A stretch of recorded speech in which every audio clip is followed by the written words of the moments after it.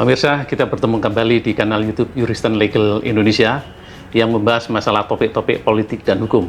Pada kali ini kita akan membahas yang tidak kalah seru, yaitu menyangkut masalah kewenangan MK mengadili sengketa Pilpres yang saat ini telah digulirkan pihak pemohon 01 dan pihak pemohon 03 yang diyakini oleh pihak kubu Prabowo Gibran. Timnya menyatakan akan menghalau, akan menepis semua permohonan dan meyakininya akan menang dalam perkara di MK tersebut. Sahabat hukum, tim pembela Prabowo Gibran dengan profesionalisme telah bergerak cepat. Mereka yang terdiri atas advokat papan atas diantaranya terdiri dari Profesor Yusril Iza Mahendra, Hotman Paris Hutapea, Putu Hasibuan, dan Uci Kaligis, serta kawan-kawan. Secara resmi, mereka, para penerima kuasa, telah mendaftarkan diri ke Mahkamah Konstitusi. Pertama adalah perkara yang diajukan oleh pihak Anies Baswedan dan Muhaimin Iskandar. Yang kedua adalah perkara yang diajukan oleh saudara Ganjar Pranowo dan Mahfud MD. Yusril mengatakan telah mempersiapkan jawaban dengan seksama disertai penuh kecermatan, dan disadarinya pada tanggal 28 Maret sesuai dengan jadwal adalah kesempatan untuk menjawab atau membacakan jawaban terhadap permohonan yang diajukan oleh kedua pemohon. Mereka tim sangat meyakini akan dapat mematahkan seluruh dalil dan argumentasi serta bukti-bukti pemohon yang tidak berdasar hukum dan cenderung gugatannya salah kamar. Di sisi lain, rekan sejawat Utu Hasibuan menambahkan bahwasanya permohonan para pemohon dipandang cacat formil dan cacat prosedural, maka ada potensi yang sangat kuat permohonan pihak pemohon tidak akan dikabulkan karena sengketa yang disampaikan sesungguhnya adalah masuk dalam ranah Bawaslu.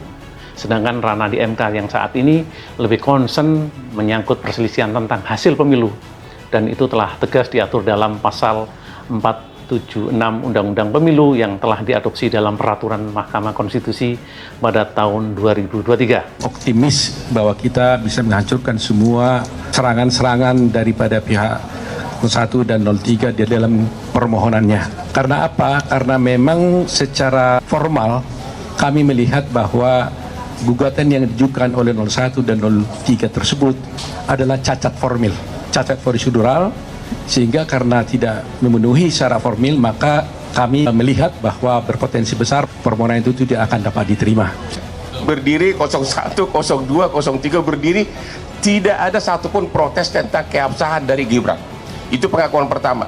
Pengakuan kedua, sebagaimana tadi Bung Otto bilang, dalam debat cawapres, berapa kali Gibran debat dengan cawapres 01 dan 03 itu atas undangan KPU dan tidak ada protes satupun.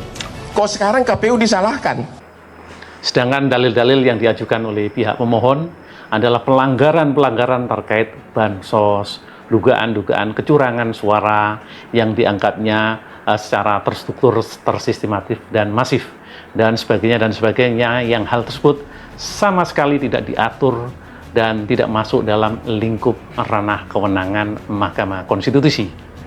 Di sisi lain, pemohon anehnya meminta agar paslon 02 agar didiskualifikasi atas pencalonan saudara Gibran Rakabumi Raka karena dianggapnya tidak memenuhi syarat untuk dicalonkan menjadi wakil presiden, dan tentu hal tersebut dapat dengan mudah dipatahkan oleh tim hukum Prabowo karena bagaimanapun juga Gibran masuk menjadi calon presiden itu telah jelas regulasinya diputuskan dalam keputusan sidang Mahkamah Konstitusi yang sudah final and binding. Lantas apa yang dipersoalkan?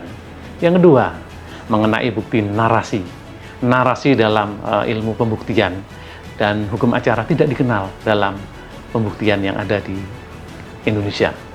Yang pada kesimpulan bersama, tim hukum Prabowo sangat optimis dengan timnya akan dapat memenangkan perkara ini dengan mudah setelah membedah, mempelajari seluruh anatomi dan konstruksi permohonan yang diajukan oleh dua pasangan calon pemohon, mengingat persoalan ini sangat standar. Di sisi lain, sesuai pengamatan di lapangan oleh saudara Adi Wirman, MK tidak sah menyidangkan dengan formasi yang hanya 6 hakim, mengingat 3 hakim yang ada saat ini tidak memenuhi kualifikasi.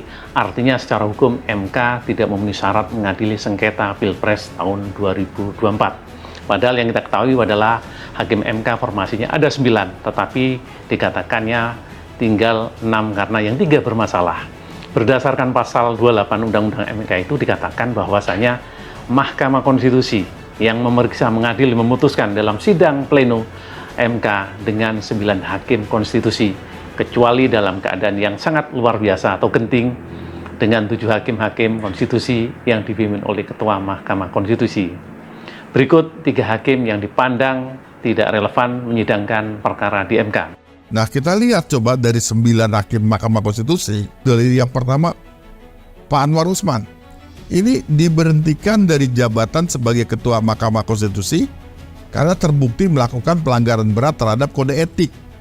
Kita lihat kawan kita Guntur Hamzah. Ini penggantian hakim Mahkamah Konstitusinya dianggap inkonstitusional.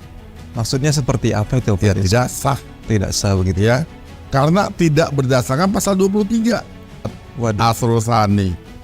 Ya, Baik. beliau adalah sekjen, sekarang udah mantan dari P3. Partainya itu mengajukan calon presiden, wakil presiden. Baik. Nah, ini punya kepentingan Yang atau dimungkin- benturan kepentingan. Nah, ini berarti 3 yang bermasalah, berarti tinggal 6. 6 berarti tidak bisa. Nah, dalam hal ini tentu ada muatan benturan kepentingan situasional nanti akan menjadi persoalan karena di dalam pasal 17 Undang-Undang tentang Kekuasaan Kehakiman sangat jelas dan terang benderang dikatakan dalam ayat 5. Seseorang hakim atau panitera wajib mengundurkan diri dari persidangan apabila ia mempunyai kepentingan langsung atau tidak langsung dengan perkara yang sedang diperiksa, baik atas kehendaknya sendiri maupun atas permintaan pihak yang berperkara.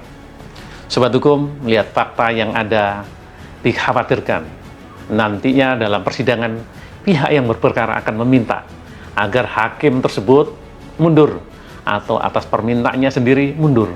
Tentu keadaan dan ini akan menjadi konsekuensi terhadap produk putusannya tidak memiliki kekuatan karena telah terjadi pelanggaran terhadap ketentuan sebagaimana dimaksud dalam ayat 5 putusan dinyatakan tidak sah dan terhadap hakim atau panitera yang bersangkutan dikenakan sanksi administrasi atau pidana sesuai dengan ketentuan peraturan perundang-undangan yang berlaku. Artinya kawan, dapat dibaca bahwasanya Mahkamah Konstitusi nanti hanya bisa menerima permohonan. Ingat, Mahkamah Konstitusi hanya bisa menerima permohonan perkara, akan tetapi tidak bisa memeriksa dan mengadili karenanya jumlah hakimnya ternyata tidak memenuhi syarat dan ini merupakan masalah yang sangat serius bagi bangsa dan negara. Mungkin jawabnya segera dibuatkan peraturan pengganti undang-undang yang lantas. Bagaimana menurut pendapat saudara? Silahkan diberi komentar demi perbaikan demokrasi kita yang terpuruk, terjerembab dalam ketidakpastian. Sekian, tetap semangat, selamat berpuasa, salam sehat selalu.